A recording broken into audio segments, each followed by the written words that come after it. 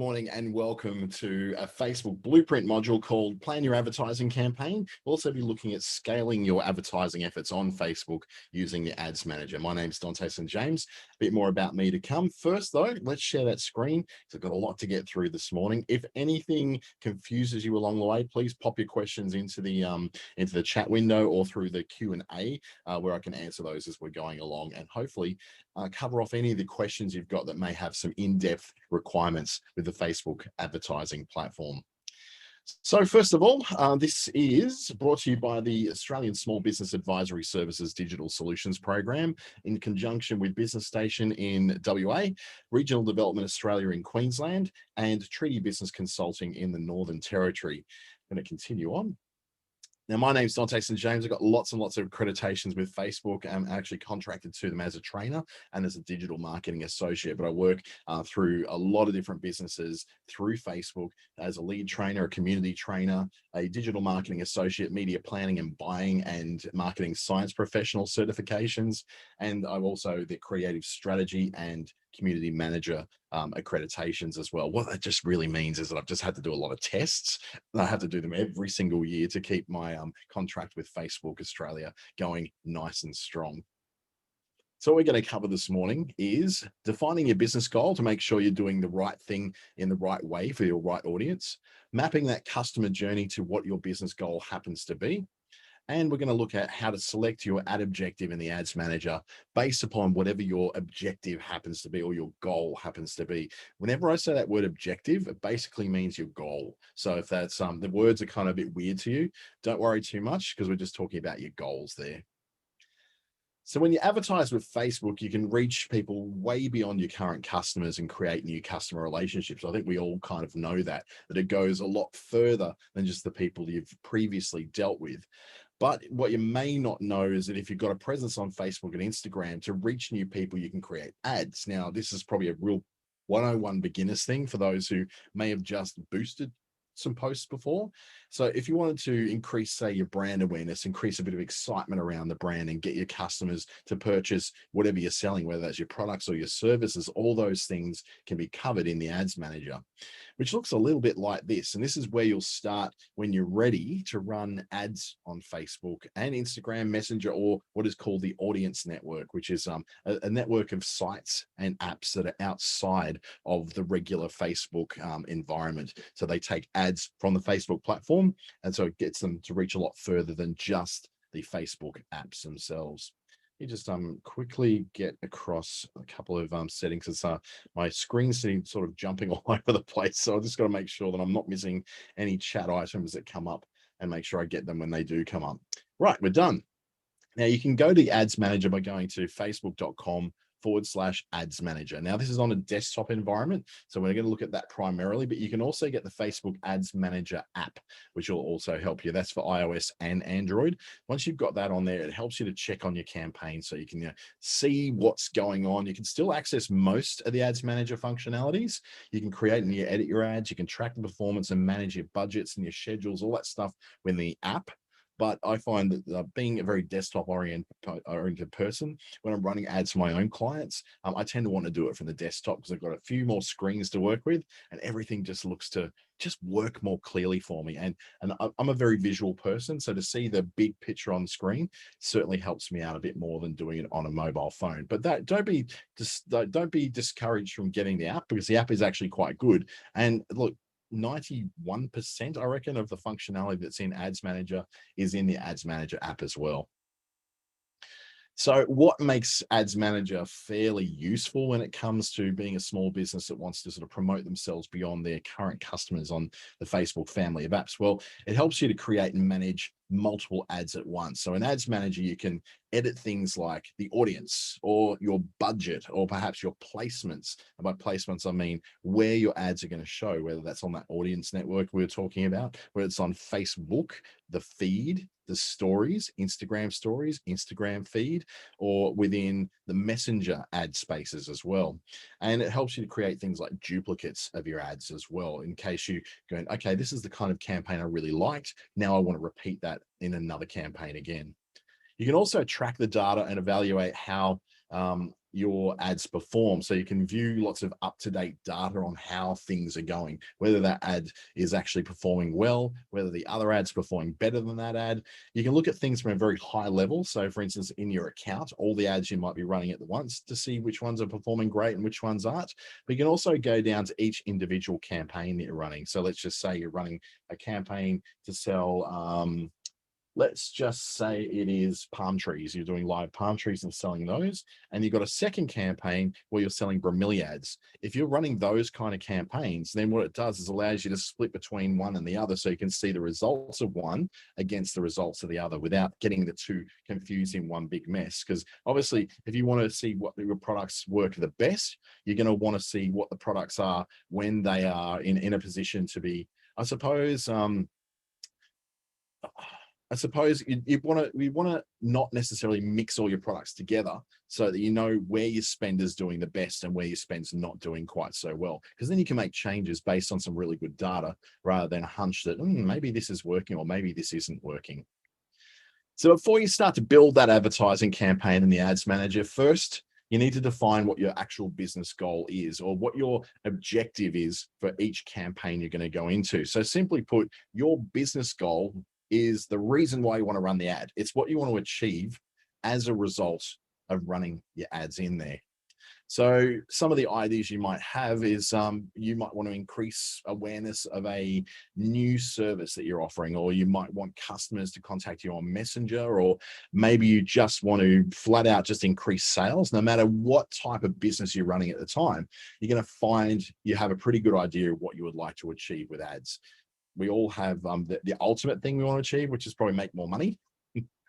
We're capitalists, we all know that, but you might also want to take some time to think about what the other things are on the way to making money. So whether that's getting messages, getting leads, maybe it could be something like helping you to just be people more aware of who you are. Quite often advertising is done to put ourselves out there to see what people think and to get some feedback.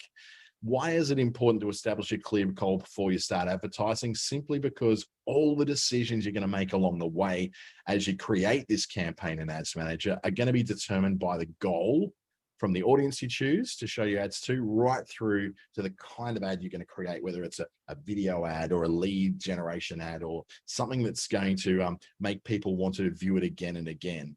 So getting this initial bit right is really, really important. So your goals are going to help you focus essentially on what's most important to what your business is. So if that's at the moment getting more awareness of who you are, then awareness ad would probably be something which would work for you. Or if it's about simply just trying to get more sales, then you can zero in on the things within the ads platform that are going to let you do that. It also helps you to understand what you want to accomplish with your marketing efforts. So if you're going to do marketing to get a long-term value out of new clients in the future, then that's going to be a very different way of carrying it out. So you're just looking for an immediate sale right here and now. And it helps you align, I guess, with what your team is doing. So if you've got staff or you've got other people in there, if they know what your objective is or what your goal is on any one campaign, then they know what to then react to when that stuff comes in. So if you've got someone else reading your messages coming in from Facebook, or you've got someone else fulfilling the delivery of items that are being ordered, they can feed back to you whether things like this are actually working or whether there's been an increase in it. And they can watch out for the things that you want to know when it comes to knowing whether your ad campaign is actually working or not. So you're probably thinking, how do you start thinking about your goals? What does it even look like?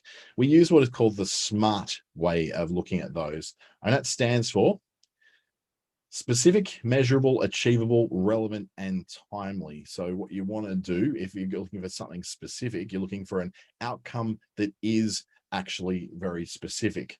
So for example, your goal might be that you want to sell 100 products and you want to get maybe 200 new subscribers to an email list, or you're looking to generate, or 20 qualified signups coming through a lead generation ad.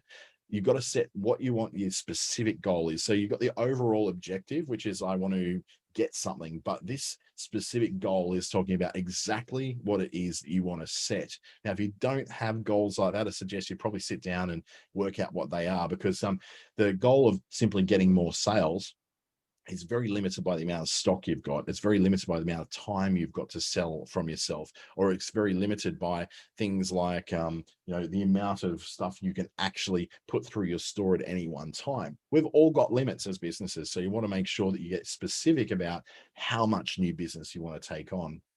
With the measurable stuff, it helps you to achieve and evaluate whether you achieved your goal.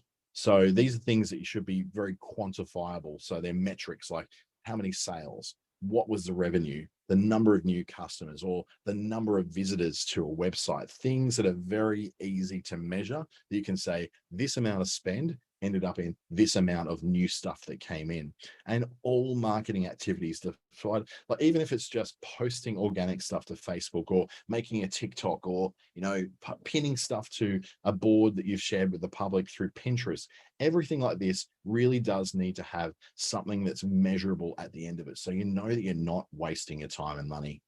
It's also got to be achievable. You've got to be realistic and set goals that you and your team are able to achieve with the available resources you've got. And that's what I was talking about, setting a goal before that you may not be able to achieve because you don't have the stock or you don't have the staff to carry that kind of goal out. So being realistic is pretty important, as well as being relevant. The objectives you will get should really align with what your strategy is. So you need to adjust those goals so they make sense for what your business is. There's no use saying I want to take on 1,000 new customers when there's not 1,000 new customers that are available in your market because you live in a town of 328 people and you're a local business. So you've got to be very relevant and realistic to what those goals are. And finally, they should have a start date and an end date. You should have something that's going to tell you that by this time, I want to achieve this. So I'm going to start the marketing activity on this date, and I'm going to end it on this date. And by this date, I will have achieved this goal. So when you set those kind of things, that's going to color everything you're doing after it. It's going to color the amount you're going to spend, the geographical area you're going to target, the target audience you're going to want to reach, all the stuff that's really fun about even your creative and making your Canva graphics and making your ads, and all that stuff is going to be colored by what these SMART goals happen to be. So to get started, you've got to ask yourself these questions to create what your business goal is. You got to ask yourself, what needs to be done? Can it be measured? Is it achievable? Does it make sense for the business? And when will it be done by? That way you're setting yourself all the right questions to ask so that when you put that money into Facebook, you at least know you've done the right kind of research. So let's look at a few examples of some goals from 3 sample small businesses we've got. We've got a restaurant called Little Lemon. They have a goal to increase the number of food delivery orders on weekdays to 50 per night during the month of, say, December. Okay. Then Lucky Shrub is a garden design firm. They're in the upcoming year looking to generate 20 email and phone number signups for project consultations, right? Lucky Shrub decided that 20 signups is pretty achievable from experience and how many projects they can do at the one time. The team also knows that it takes a bit of time to nurture those relationships with their clients. So a goal to generate some leads seems to be the logical step for them to take rather than just going straight for the sale, because they need to be able to, they can only handle so many projects at once. So they want to make sure that those leads are coming in fairly consistently, but not overwhelming them all at once, because there's nothing worse than wanting to see a consultant and they're booked out for the next 6 months. It seems pointless to advertise in that case. And then you've got an online jewelry company called Mangata and Gallo. They've just started operations and want people to learn about the business and think of them when special occasions come up. So Valentine's Day, wedding anniversaries, that kind of thing. For them, the goal may be to increase the number of website visitors from 2,000 a month to 5,000 a month, because they know that when they have more visitors, they have more sales that are going to go there. That's one of the patterns they've noticed in their business. So if you're inspired and ready to find your business goal for your business, well, here is a bit of a template you can get started. And feel free to screenshot this one, because it's actually a really good one to prompt you. Even for the campaigns that I run with my 2 ad creative contractors that I work with, they use this particular template. So they sit there with the customer and actually ask these questions. Okay, what is the specific goal you want to achieve? Okay, how do we measure whether it was successful or not? Okay, is this really achievable, or are we just like sort of dreaming about it? Is it relevant to the market we're going to? And is there a time limit that we need to achieve those things by? So that's when we come up with what the business goal is, what they're trying to accomplish with the advertising, and what a successful outcome actually looks like for that particular client. So the boxes on the left are just pretty much a helpful checklist to ensure the goal's specific, it's measurable, it's achievable, it's relevant, it's timely. And the box at the bottom is where you're going to get thought starters to help define your goal. So those questions where it says ask yourself, literally ask yourself or ask the client if you're someone who's doing social media marketing for someone else. Once you're ready, write down that goal in the empty box. So you then have, I guess, the framework for everything you're going to do for your ad campaign after this. So take a chance to screenshot that, because that's something you may be able to use quite a lot. And just even don't have to print it out or anything, just write it on a bit of paper and always just have that. I've always just got it as something in my drawer, which I pull out of a folder and go, my templates, here's my template for defining business goals. There you go. Take that with you when you go to see the client. Now, next, what we're going to do is map the customer journey to the business goal. So we've defined your business goal. So now we need to think about how the customer is going to get there and how to align what the customer journey is with the goal you want to achieve at the end of this whole campaign. So you can think of the customer journey as a bunch of experiences that people go along before they decide to purchase any sort of product or any sort of service. Right. So they're going to take a journey towards you. They don't just suddenly appear. They take a very defined steps along the way. So your marketing advertising efforts are going to help move your customers along that journey.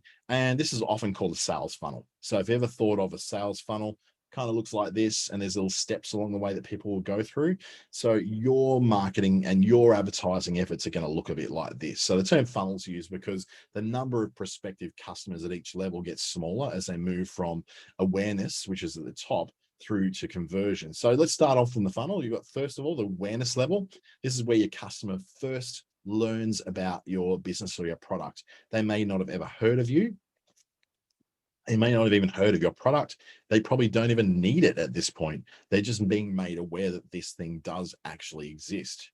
Then followed by that is the consideration level, which in the consideration level, that's when the customer becomes interested in a business or your product. So they were maybe not aware before, now they're aware, but they're now also interested. They are lining you up against others. So for instance, if you're selling handmade soaps that are made with only organic natural ingredients, then you're going to be compared to other people who make similar similar things to you. And finally, when the customer decides to buy a product or a service, they move down to the conversion stage. So that is essentially the most simple of what we call a sales funnel, or probably more friendly rather than sales funnel, sounds a little bit impersonal. The customer journey from awareness through to consideration, through in the end to getting that sale and converting to become not someone who's a prospect, but someone who's now a customer.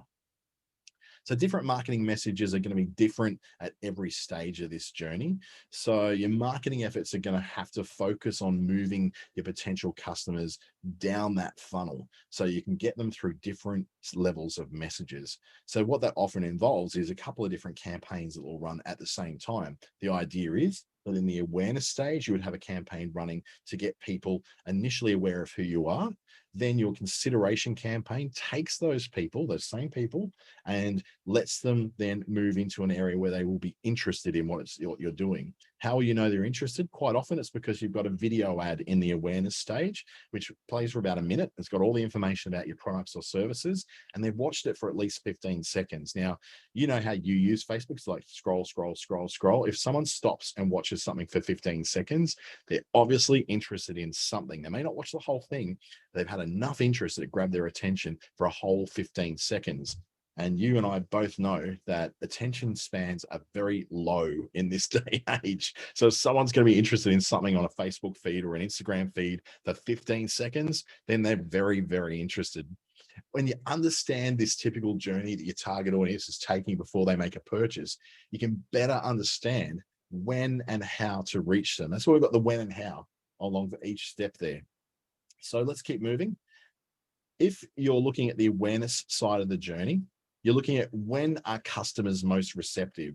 When will they become aware of my products and services? And how can I make customers aware of your business and your unique products and services as well? So those are the questions you're asking. When a customer is most receptive, this is helping you set up the next level, which is where you then start to ask, when will customers be ready to learn more about my products and services? Because this is where people are going, okay, I'm interested now. I'm ready to do my research, read that landing page, do a little bit more reading into what this particular product is. And you want to know how your customers are going to discover the kind of information they need about your products and services when they want to learn more. So where are they going to go? Are they going to go to a landing page? Are they going to go to your Facebook page? Do they go to your website? Or do they have to go to your shop front to do that? Or they need to book something like a discovery call or an initial first consultation? And finally, you've got the conversion area, which is you're asking, when will customers be ready to hit that buy button? When are they going to be ready to make that booking, make that purchase, jump over from being a potential customer to a paying customer? And how can you actually entice your customers to make that purchase then and there? Now, most people like to be able to jump straight down the funnel to the conversion end, but that's not kind of how, if you're selling anything that's over about $5, people need to be kind of nurtured through that process. Now, these days, it's actually a bit more than that. So if you're selling anything under $100, you can almost certainly, if you're selling it online, it's a very easy process to buy it and you don't have to talk to anyone, then you can go straight to conversion ads or even consideration ads to compare it with others who are selling a similar kind of product. But anything over that $100, which involves a level of trust, a level of certainty, and is not as impulsive a purchase as what a $5, $10, or $20 product could be, then you're looking at needing to be nurtured through a process of going from not being aware of who you are through to that conversion point. So you've got to think like a customer in here. They're not just going to come to you and trust you just because you happen to be open shop. They want to know a lot more about what the process is and how they can be taken through that process to get to a point where they not just trust you, but they now want to buy from you. So here's some examples of those different marketing messages are going to look for our 3 tests. Okay, so as the awareness stage of the customer journey, you want to reach as many people in that target audience as possible. So what you might do is share imagery of your products or your service that will prompt people to want to learn more. You can also include general information about your business and some very basic descriptions of what your products and services are. So once people are aware of your business, so they've got that general information they need, they've got those products and services descriptions and the photos, they know what they're looking at, then you need to focus on the specific benefits of your products and services. That's when you're looking at what's the benefit to someone of buying your particular product? What's the benefit to their life? Does it enhance their life, help them save time? Does it make them smarter? Does it give them status? Does it make people look at them and go, oh, you're very fancy for having that particular thing? Or is it something like you're just needing to differentiate between yourself and your competitors, where you want to say, well, everyone else does a half an hour consultation, I do a 1 hour consultation for the same price, or everyone else is just using any old sort of like essential oils to produce these, but I'm using top level doTERRA essential oils or my own homemade distilled oils that I'm making myself. So if you've got differentiators like that, this is the area to start doing that. Just being aware that something exists doesn't mean that someone's necessarily got all the information they need to be able to buy it.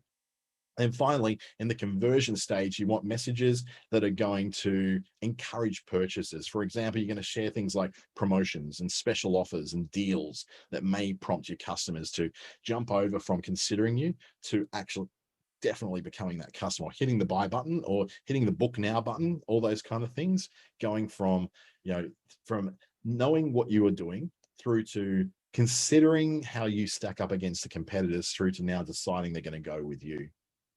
So let's walk through an example with Mangata and Gallo, right? They're going to sell unique jewelry and diamond engagement rings. So Mariana is the owner and she's also the lead designer. She sells her jewelry directly from the Mangata and Gallo website. So they don't have to have a storefront. So they're doing it all online. So most of its sales are made online. Look, they've got a small storefront. It's nothing that huge, but they really do rely on the online area for most of their sales. Would you really think about it, diamond engagement rings, you wouldn't really want to buy those online, would you? But people are definitely doing that these days. Now, Mariana knows that she has customers at different stages of that journey because let's face it, a diamond engagement ring is not the cheapest thing on the planet. So she needs to consider different messages along the way to move them along that funnel. So the awareness stage, Mariana might post some images of all the types of rings they produce on their Facebook page and their Instagram profile. So that's in the awareness stage, posting photos of rings and things with a Valentine's Day theme, because she knows as Valentine's Day comes up, it's definitely the time of year that there seems to be a disproportionate amount of engagement starting off. I don't know if it was about you on your feed, but I'll tell you what, there was so many people getting engaged this year on Valentine's Day. It's almost like after last year, they decide this year we're going to go and do it because we've actually got a chance of actually having a wedding now, unlike last year.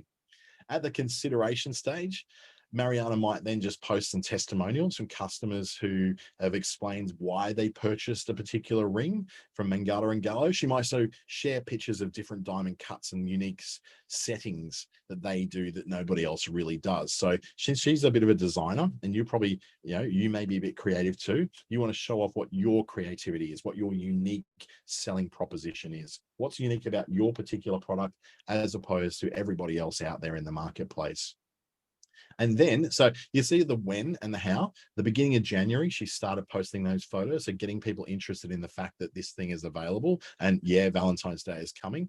But mid-January, that's when you're looking at going, okay, people are starting to really hot up in their interest in Valentine's Day and getting engaged. At the conversion stage, right at the end of January, which gets a little bit of extra time for sizing the rings and getting delivery. So they've got instructions on the website of how to size your rings properly. At this conversion stage, Mariana might actually then promote a Valentine's Day sale or things like free shipping for purchases made in February. So leaving enough time for the shipping of that to happen. Now, I'm guessing this is probably an American company example. The shipping might be a little bit quicker to get there. If you're shipping within Australia, it's not too bad at the moment, especially if you're sending by couriers rather than just by Australia Post. For a high value item like a ring, you probably want to send by courier. It's a little bit more secure, I suppose, and it's more guaranteed to get there quicker. But she'd be really worried about making sure that that ring was there in time for Valentine's Day, so that when he gets down on one knee, or when she gets down on one knee these days, to know whether that is actually going to be if there's going to be a ring there, or someone's going to have to get out a chisel or one of those ring jube lollies and use that as an example, or a dummy ring which is just used for the night, which is just embarrassing. I've seen that done before in a movie and it just seemed really awkward. So this is what her different journey template might look like. So based on different marketing messages she's going to put through. In the awareness, which is the beginning of January, she's going to post photos and videos of stuff on Instagram about Mangata and Gallo rings with a Valentine's Day theme. So when she kicks the consideration area, we're going to look at those testimonials in mid-January from customers and different engagement ring styles with a bit of a Valentine's Day theme. And the conversion end, Mariana's then going to, at the end of January, getting a bit of time for that sizing and delivery to happen, give a discount of 10% off all engagement rings and free delivery. Now, whether that 10%, I know everyone says, oh, should you really, have to, give discounts every time? Look, that's just an example. You may not have to discount at all. You may actually release a new range of rings that are coming out of that particular time, rather than having to discount. Or discounting is kind of one of those weird things. You can have an slightly inflated price, 6 months before, and then you cut it by 10%, which is then your regular margin as well. That's up to you. I don't know what your ethics are with charging for things, so that's good. Angela just put a question through asking if everyone's going to be at different stages of their decision making, how do you manage when you share your information to cover everybody? So what you would do is usually do 3 different campaigns. You do an awareness campaign, you do a consideration campaign, and then you do a conversion campaign. So what you do is say, if you've got, let's say $300 a month, you might want to spend, maybe $150 of that on the awareness side, because that's going to go to a lot more people to get them interested. Then when you're retargeting people who have, say, viewed a certain percentage of your video, which was part of your ad, then in the consideration stage, maybe $75 of that is going to be geared towards the consideration stage, and then another 75 towards the conversion stage. So even though everyone's at different levels, you'll be making 3 different ads with 3 different lots of creative and putting those through as 3 different campaigns, so that so one message doesn't really suit everybody. You're going to have to probably go and make sure you've got enough messages to reach people very specifically at those different levels of their purchase intent. So I hope that sort of answers what you're looking for, but keep asking those questions, please, because I love getting the questions. It really makes it kind of come a bit more to life. So now you've defined your goal and you've explored what the customer journey is or the sales funnel is. Now it's time to build out that first campaign. The first step to creating an advertising campaign is selecting that campaign objective, the thing you want to achieve first. So if you want to follow along in Ads Manager, you can feel free to open up your account now and click create. So you go to facebook.com/ads manager. If you want to follow along, you can open your account and click the create, which is the green button in the top right of the screen on the desktop. So the first we're going to look at, remember the journey funnel we looked at: awareness, consideration, conversion. So those 3 stages. So awareness objectives help people to learn about your products and services. They help to become aware of something they weren't previously aware of. The consideration objectives, they get people to really seriously consider you and seek a bit more information out about your products and services, particularly if those things are over $100 each to do. And the conversion section encourages people to purchase or use your product or service. So how does that look in the ads platform? Let's take a bit of a closer look at those objectives, right? So if you want to align your business goals to ad objectives, let's review first what we really learned about the goals and how they sort of tie into what your objectives are. So we've identified your goal, we've aligned it to the customer journey, which will identify the actions you want to take, right? And now we need to decide which objective we're going to select, which is the one objective that's going to align the best. In awareness, let's just say, we take a look at a couple of these goals and how they match with an ad objective in the Ads Manager. The first thing you do is list all of these ad objectives on page. If you haven't got the digital guide, so I'd normally send out a digital guide for this one, but that's okay. Let's start with the awareness level. So if your business goal is to say, show more people ads that are relevant to them, right? The people who are most likely to remember them, your business goal will map to what is called the brand awareness objectives. That's one of those things where you say, I just want to get us out there, to get our name remembered, to know that people know that when they're looking for this thing, they remember our name. So if you want to do that, that's using what is called brand awareness. So if your business goal is to show your ad as to as many people as possible, though, you want to get it out there, almost like TV or radio, get it out, reach and frequency, get it all out to everybody as much as we possibly can, to get as known as you possibly can. Then your goal will be the reach objective in the Ads Manager. So what we're going to do is take a little bit of a closer look at the reach one. So the reach is about maximizing the number of people you want to reach with your ads. You want to get it out to as many people as you possibly can. You don't care who those people necessarily are. You just want to get that word out there, right? So if we're looking at consideration, there's a few examples of goals and objectives we can use here to increase the consideration. When people are aware of what you are, they are interested in what you are and what you do.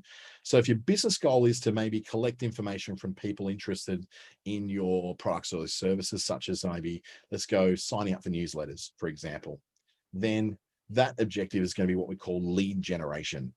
So there's an objective actually called that aims you towards getting people to sign up for stuff. If your goal, though, is to communicate with potential or current customers to encourage a bit more interest in your business, then that's going to map through to the messages objective. What you want to get is more people messaging you. And if you want to get people to go to your website, for instance, like it could be your shop front, it could be a blog post, it could be a landing page, then what your objective is going to be is traffic. You want more traffic to go through to those individual places. So I've looked at what a couple of the awareness objectives are, particularly the reach one. That's going to be the one that most people use. In consideration, most people are going to use traffic to go through their own websites and their own properties, but you may also want to get a little lead generation form. They're quite good for when you've got, say, job ads, or you've got, someone trying to book a discovery call. It makes it very, very simple within Facebook and pre-fills out the form for them with their details. The messages is also good if you're someone who in your work tend to have messages open a lot, or you've got your phone with you a lot where you can answer questions really quickly as people ask them. So it's different kind of ways that you need to suit whether these are realistic for you to use and what kind of turnaround time there will be from a lead being answered, a message being answered, or traffic actually going and converting into a sale. So at the consideration, let's just say that your business's goal is to reach people more likely to engage with your page. So you're looking for more likes, shares, follows, all that, comments, all that sort of stuff. Then you might map through to what is called the engagement objective. But if your business goal is to maybe encourage people to download an app, so I'm not sure that many of us have got apps, but if you do, this one could be for you, then you're going to go with the app installs objective.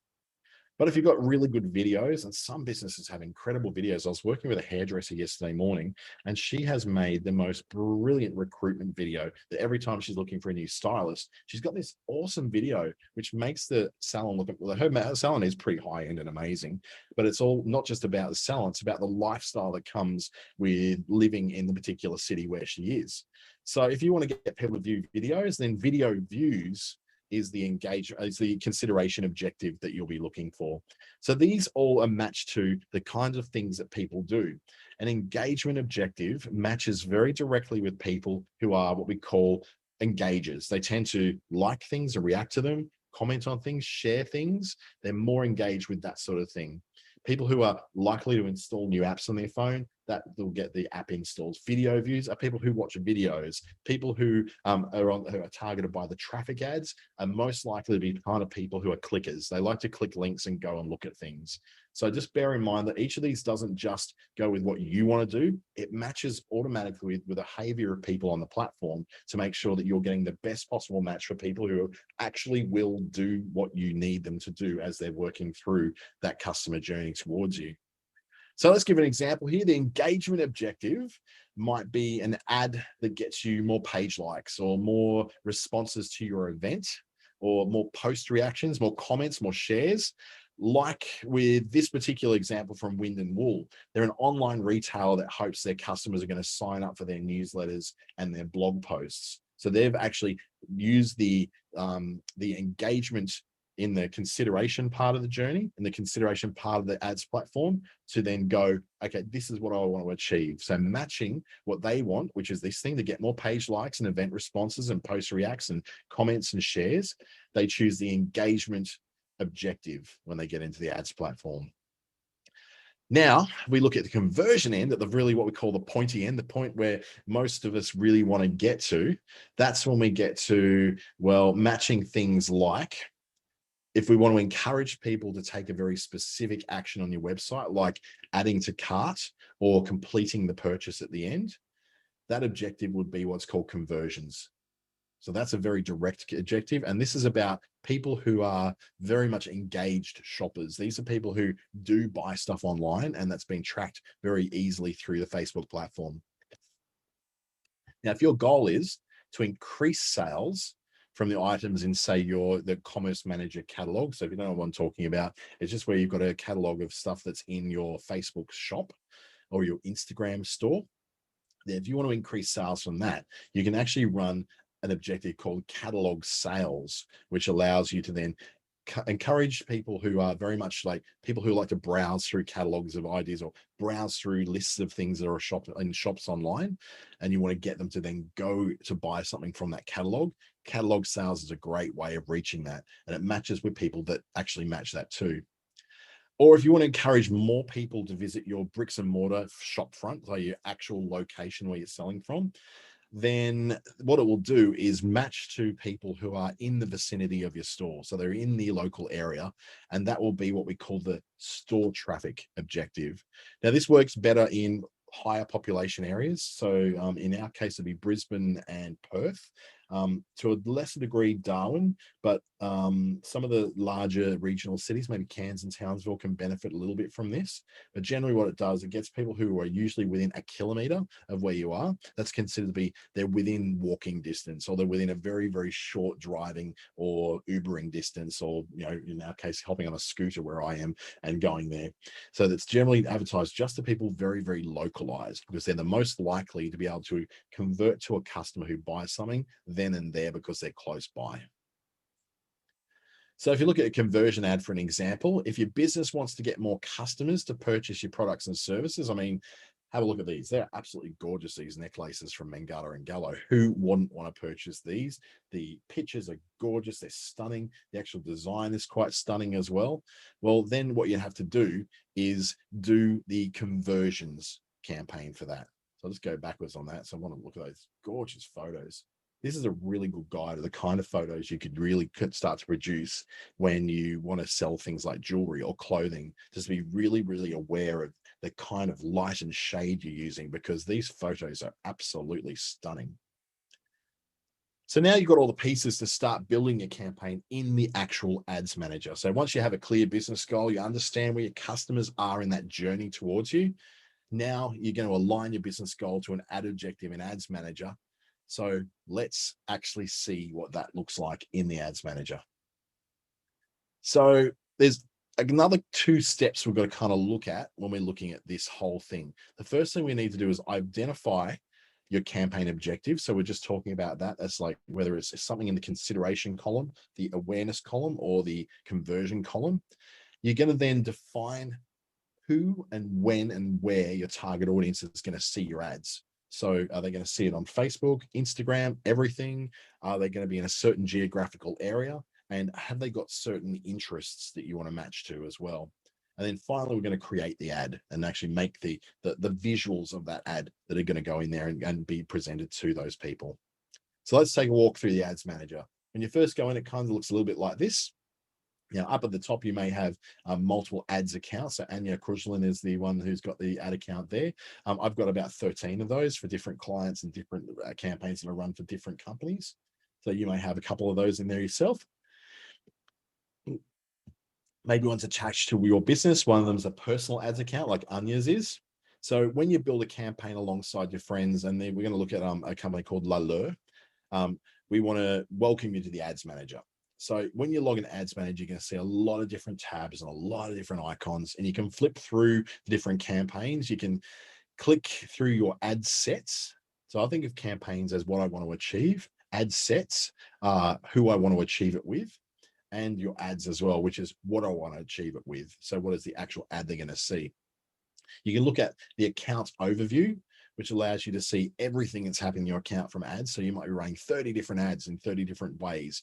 You can see them all in here and see what's performing and what's not. And you can see how your campaigns are performing in the insights over on the right, which is a little chart there, the bar graph that tells you how everything's performing. You can break it down campaign to campaign as well. But this is where you're going to spend a lot of time measuring whether what you're doing is actually working at all.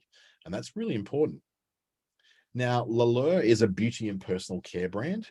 So they're based in Atlanta, Georgia. They specialize in silicone-free, paraben-free, and plant-based products. Their line of hair care and beauty products features a variety of natural, locally sourced ingredients, such as things like shea butter, mango butter. That sounds delicious. I'd rather eat the mango butter, turmeric, and African black soap. They sell products directly on their website, but they also sell them through boutique hair salons as well. So let's take a look at those. The goal is for these guys to get more messages from customers. So Awa, the owner and founder of LaLueur, recently wanted to expand the product line to feature 5 new fragrances for the hair care products, as well as new skincare products and hair accessories. So she predicts that her customers will want to find the right product for them and learn more about the new range of products and the ingredients. She's got very aware, very woke customers who are very much into knowing where the ingredients come from, what those ingredients are. So she actually hopes that people want to reach out and ask questions. So she wants to get more messages from her customers. So the goal for her is to log into the Ads Manager account here, and she clicks on the green Create button to start with. And because she wants to receive more messages about her products and her customers, she selects a messages objective right there. So it's underneath. So you can see how the awareness, consideration, conversion lines up to these columns. So what we're doing is consideration in the messages. She wants to get more messages. So just like that, she's accomplished that first step in setting up her campaign. So she again clicks continue. And she then goes through the process of selecting who her audience is and what she's going to do. Now, selecting an audience is a whole next step of that. I reckon we've got a little bit of time. We might be able to look a bit more into that. First of all, let's just look at the key takeaways of establishing that we found what our goals need to be measurable. And that will help us to focus what it is our strategy actually is. We want to understand that customer journey so we can know when and how to best reach those potential customers. And we also looked at choosing an objective in the ads manager that aligns with the goals that we have for our business. And that's going to help us create the right campaign. So what we're going to do is go out of this particular one, and I'm going to now share another one with you. So just hold on one second. I'll share you another screen where we'll look a little bit more deeply into the ads manager process. I'll just be a second.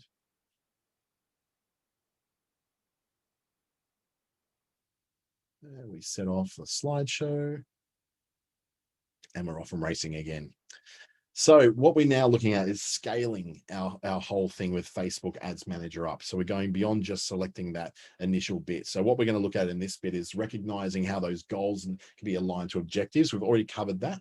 We're going to look at the possibilities in the advanced targeting. That's what I want to show you right now. And looking at the scheduling options and the creative ad formats you've got in the Ads Manager. And then understand how reporting works. So this bit's going to be a little bit more rushed because this is the bit that's actually the easier bit to do. Getting the objective right takes a bit of time for you to understand where that is. So the customer journey or supporter journey in the case of a not-for-profit will be raising awareness, activating people, and then raising funds. We go into the ads manager. We look at that we can create ads. We've already gone to that. You can manage multiple ads in there. Like I was saying, you don't just have the one, you've got many that you can run all at once, and then you can evaluate how it's going. So we looked at the awareness, we've looked at the consideration and the conversion. We've gone into the ads manager. We've selected different levels. So remember the example we used for LaLueur was looking at messages. And then what we want to do is then use advanced targeting. So we've selected our campaign objective. Now what we want to do is choose who we want to send our ads to. 3 different kinds of audiences, what we call our core audiences. This is based on things like where people are, what their age group is, their gender, and their interests. Then there's what we call custom audiences. Custom audiences, they are things like uploading your contact list or your email list. And it goes, oh, yeah, I know who those people are because I've got them on this system as well. So yeah, I'll send ads to them. But then the more powerful side to that is what we call a lookalike audience. So once you've actually established who your audience is, you're then starting to go to the point of, okay, now I'm going beyond just who I think my audience is. I'm going into the additional people outside of that, people who are just like the people who are in my list of customers, or people just like the people who viewed my videos, or people just like the people who follow my page. Now, as we move down through that, so let's just say that in the campaign level, we selected an objective. So we already did that bit. We've moved down now to the ad set. Now, the ad set, as I described before, is this is all about the who I want to advertise to. So the ads manager makes it easier for you to manage how you ad spend and how often you'd like to advertise. And there's an option that helps you to minimize your spend, and also some ad scheduling options that help you to limit your ad spend as well. So you can make some choices through there.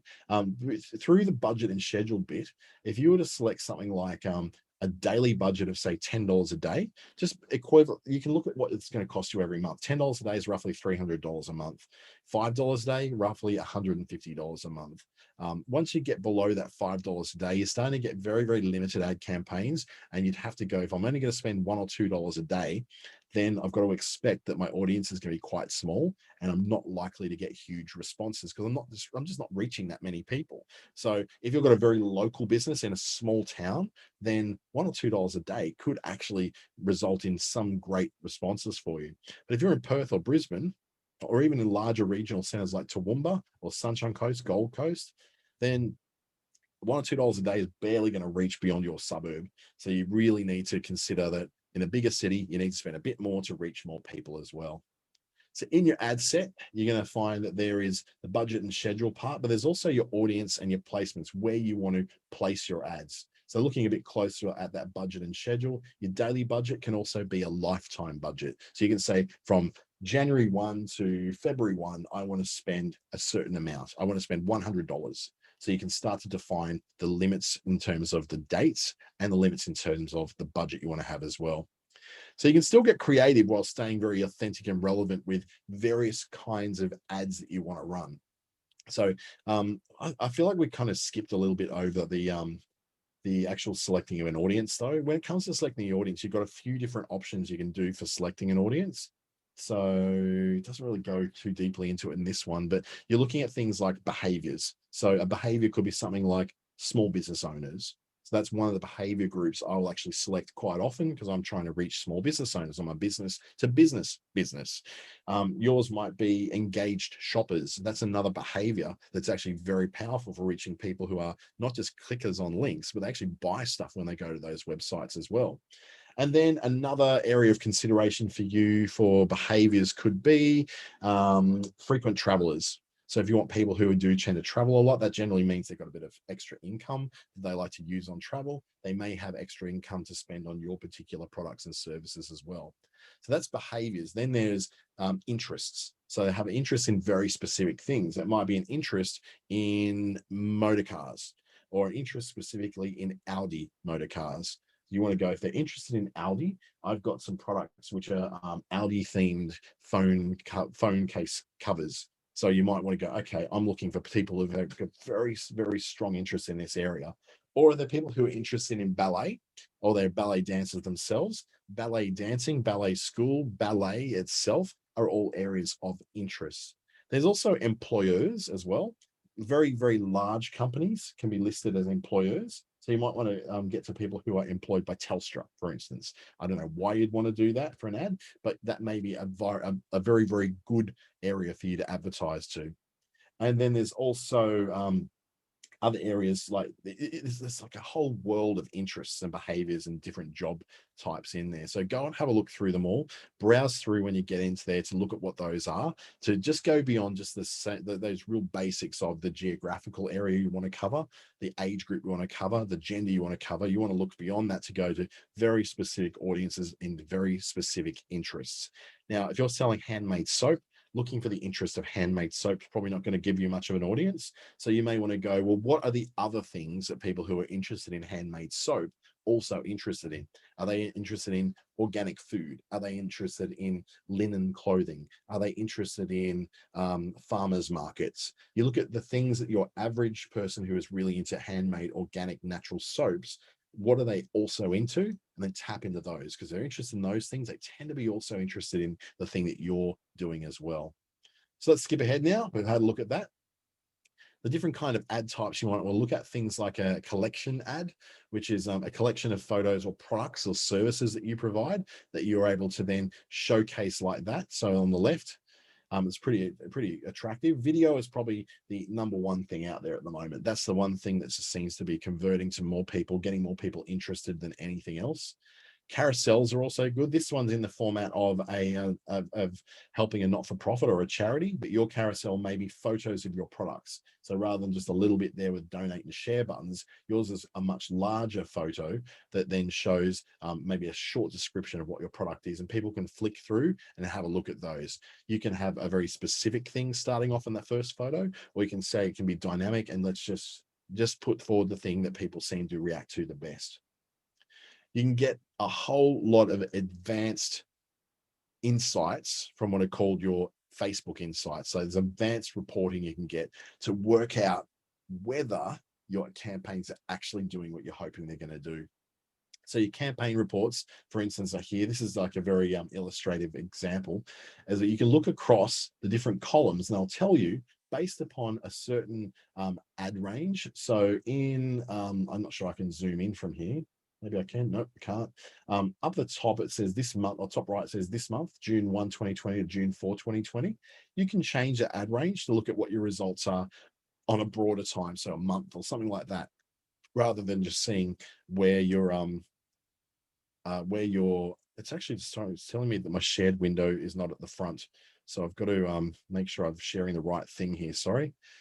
Let me just reshare that again. Sorry.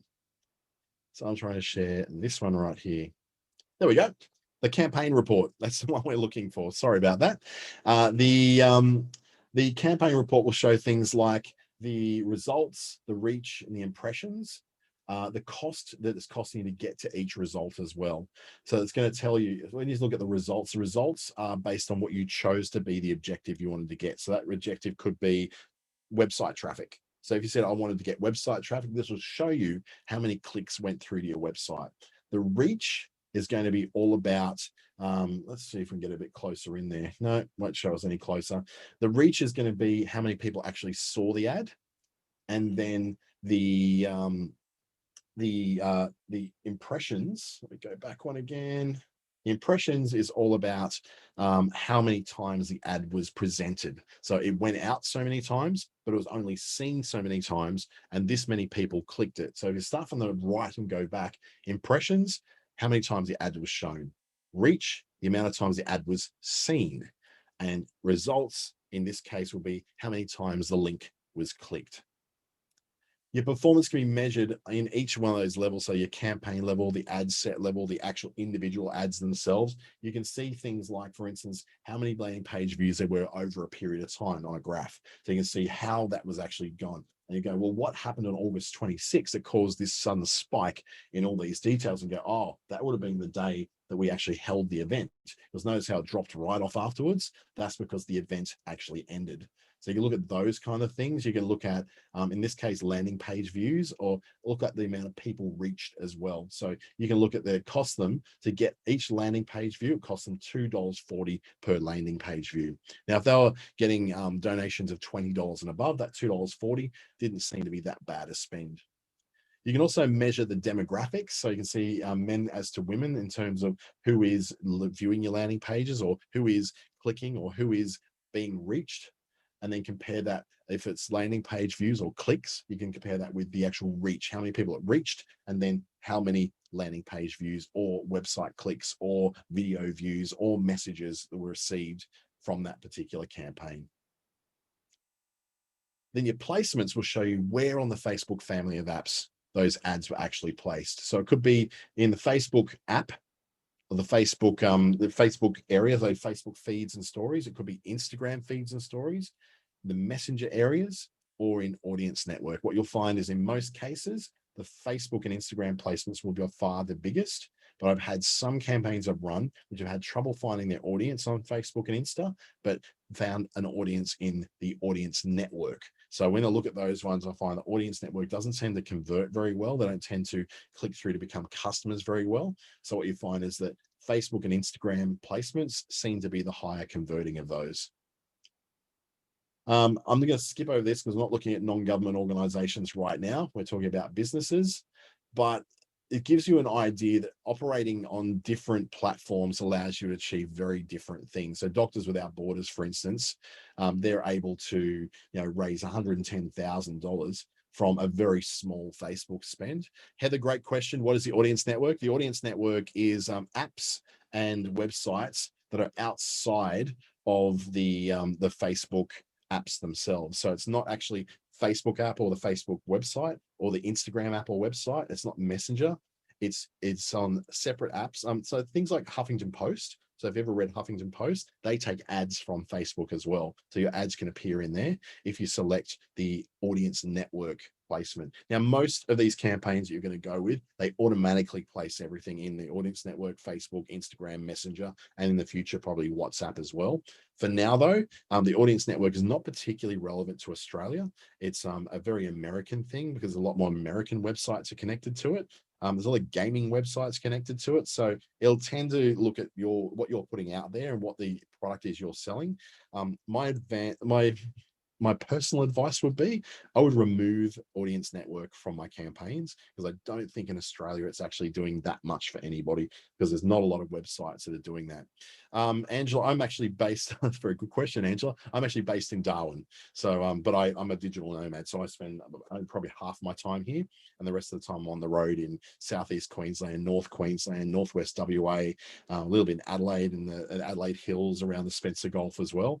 So yeah, it's a bit of a weird life that I have to travel a lot. But right now I'm in Darwin, so I'm looking out over Darwin City from my apartment, which I'm only here some of the time. So I'm hoping that you're able to get there. Please, if you do have a question before we go, we've got like a minute. I'll be able to I'll happily answer that for you. But if you've got anything you want to like to ask in the end, I'll just put up some details on screen about who I am and how you can reach me. So I've just got to go right to the end of the screens here. Nope, back one, and I'll share my screen so you can get those down and get in touch with me as well. So you can get hold of me through this email address, which is dante@treaty.com.au, TREETI.com.au, which is one of the businesses that I contract to. And you can get directly to me on Facebook through my page, which is I am Dante St. James, or you just search for my name. It'll be one of them will come up, either my profile or my page. Go through my page because the profile is one of those things where I tend to really just connect with friends and family. Otherwise, yeah, through my Facebook page, I'd love to answer any questions you've got through there. I also put this particular video up, be up in the next couple of hours on YouTube, and I'll also be posting it through to my Facebook page as well. So if you want to watch it again, have a look at how these things work, please do through those pages, through my page. But in the meantime, you have an amazing day, and please bring those questions through if you've got any of them. Have a great day, and I'll hopefully see you again on another webinar very, very soon.